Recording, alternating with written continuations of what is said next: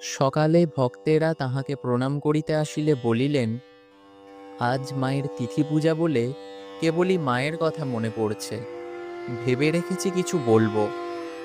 একটি ভক্তের দিকে চাহিয়া বলিলেন, 11টার সময় মনে করে দিস। বেলা 11টায় হল ঘরে অনেকে সমাবেত হইয়াছে। মহারাজ শুইয়াছিলেন। বলিলেন, শরীর বড় খারাপ, বলা হলো না। একটু পরেই উঠিয়া বসিয়া বলিলেন, কি আর কথা, কাশীপুরে ঠাকুরের দেহ তখনও ঘরে। ওহ, সে কি করুণ কান্না! মা যে বাড়িতে থাকেন তা কেউ বুঝতেই পারত না। মা এসে আছড়ে পড়লেন, আর কান্না। মা গো, কোথায় গেলি গো? মা, আমাকে কার কাছে রেখে গেলি? মা যে ঠাকুরকে মাতৃভাবে দেখতেন, এইটি এখানে দেখবার।